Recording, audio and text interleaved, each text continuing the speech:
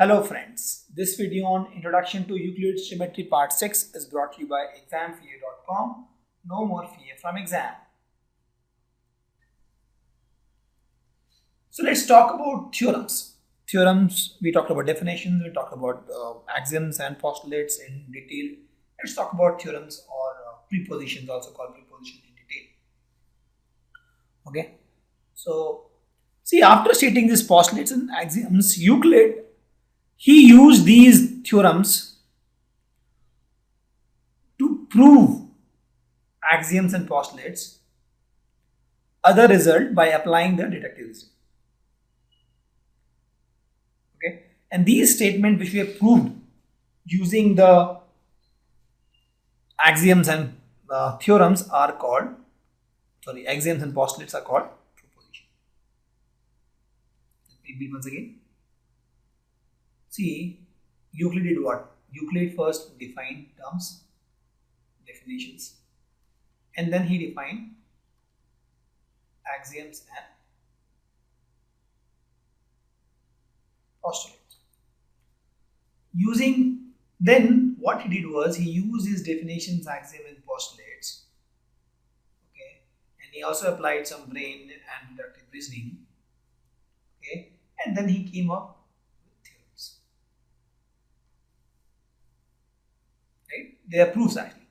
And these theorems will also again be used to create more theorems. It actually helps. For example, the theorem that a circle is divided into two equal parts by diameter is a theorem. He proved this theorem using all the axioms, postulates, and definition. Okay, so the theorems or propositions are nothing but statements which are provided using definitions, axioms, postulates, and previously proved theorems. These are called. And it also uses deductive reasoning to prove these theorems. Example I told was diameter divides circle into two parts, or if you take example of Pythagoras theorem, it says that p square plus b square is equal to h square.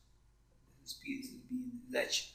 So you can say that p square plus b square is equal to h square. That is the Pythagoras theorem. In fact, Euclid's has 465 theorems proved. He proved 465 theorems in this book.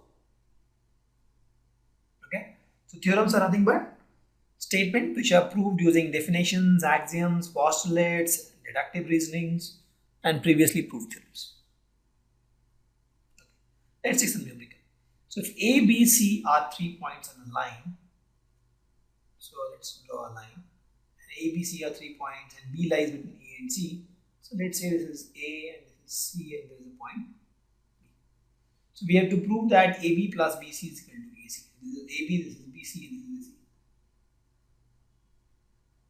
Okay, we have to prove this. Using Euclid's postulates, axioms and stuff like that. So if you see the line AC, this is line AB, let's suppose. This is line, let's suppose BC. So if you line and this line AB plus BC, this whole line, you can see that AC actually coincides AB plus BC. This is what you can see. And this line AC will coincide AB plus BC because this is AB, this is BC, so AB plus BC is this length, AC is this length, and both are coinciding. And Euclid's axioms, we have seen this axiom. Euclid's axiom says that things which coincide with one another are equal. And thus if you see AC is coinciding AB plus BC, and since they are coinciding, that means AC is equal to AB plus BC. So here we have to prove that an equilateral triangle can be constructed on any given line segment. Suppose a line segment is given, AB. So we have to prove that we can actually construct an equilateral triangle. See, equilateral triangle is something which has all these three sides equal. So you have, let's suppose, QR. So PQ should be equal to QR should be equal to all three sides are equal, that means it is an equilateral triangle. Okay. So if AB line segment is given, and if I measure this as AB and using protractor compass, we can actually draw a point like this, some arc same length of AB, and then from this point draw an arc same length of AB. Then you see that this line, let's make it C, AC will be equal to what? AB, because this whole arc is of same length. Similarly, this line BC will be equal to what? AB. Now if you see, AC is equal to AB and BC is equal to AB, both are equal to AB, that means AC is also equal to BC and they are all equal to AB. So if you see here, all these three lines segment are of equal length, that means it is an equilateral triangle.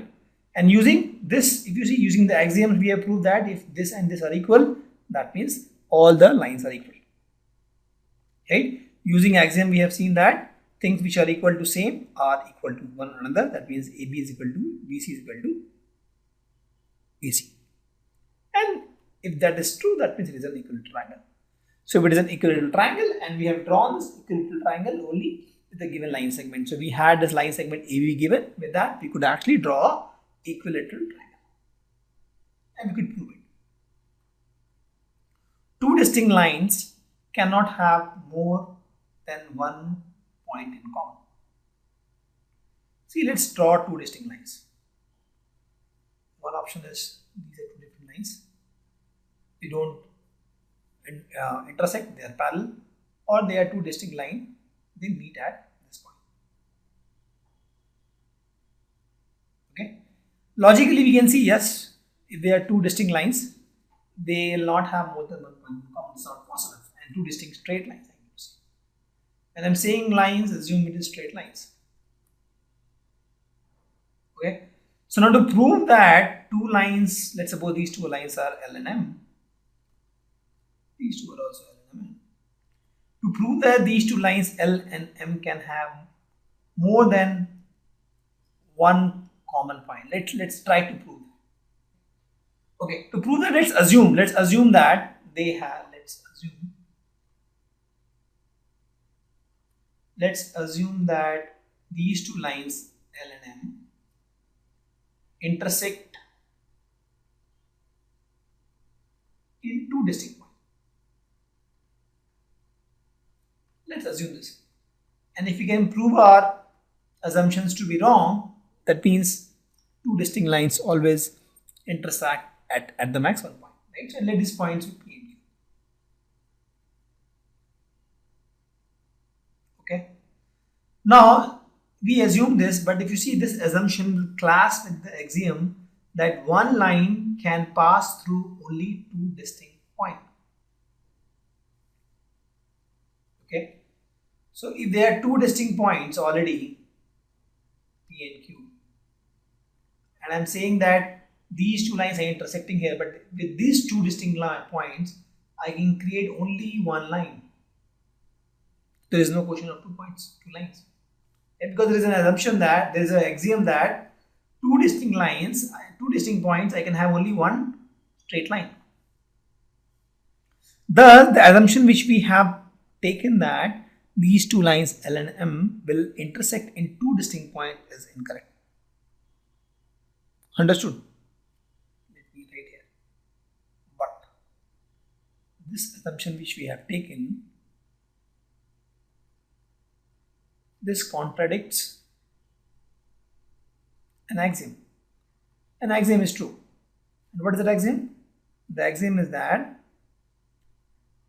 one distinct or one line, straight line, can pass through two distinct points. So there are two distinct points, only you can have only one line. So with that, these statements are contradicting. That means the statement is false, and that means two lines cannot have more than 1 point. It is simple. Let's see one numerical. Which of the following statements are true and which are false, and also give a reason. One line can pass through a single point. Only one line can pass through a single point. That is wrong. So if it is a single point, you can have 1, 2, 3, 4. So many lines can pass through. So this is a false statement. Second, there are infinite number of lines which pass through two distinct points. So there is a point A and B, two distinct points. So from these two distinct points, there can be only one line that pass through. One straight line actually. Straight lines. Right? If we talk about curved lines, yes, you can have any number of lines, curved lines between 2 points A and B. But if you talk about straight line, there will be only one straight line between A and B. This is also false because I'm assuming lines mean straight lines here. Third, a terminated line can be produced indefinitely on both sides. So if I have a terminated line, I can actually produce this indefinitely on both sides. Yes, that is true. This is axiom also, this is true. If two circles are equal, their radius are equal. Yes, it is true, because if these two circles are equal, their radius has to be equal. This is true. Okay. And if you see logically also, if area are equal, if two circles are equal, that means area are equal. Area is equal to pi r square. Right. So if pi r square is equal to pi r square, r square is equal to r square. If r square is equal to r square, r is equal to r. Correct. Using the axioms. The last one, if AB is equal to PQ, there is a line AB and PQ both are equal, and PQ is equal to XY, then AB is equal to XY. Yes, using the axiom, Euclid's axiom. If two things are equal to same, for example, AB is equal to PQ, same, and XY is also equal to PQ, both are same, right? That means these two are also equal. That means AB is equal to XY. Thank you. Visit our website examfear.com to watch more and more quality education videos. You can also attempt free online tests that are there in our website. You can also get access to tons of free study materials, and you can also find free tutors and mentors in this website. Thanks a lot.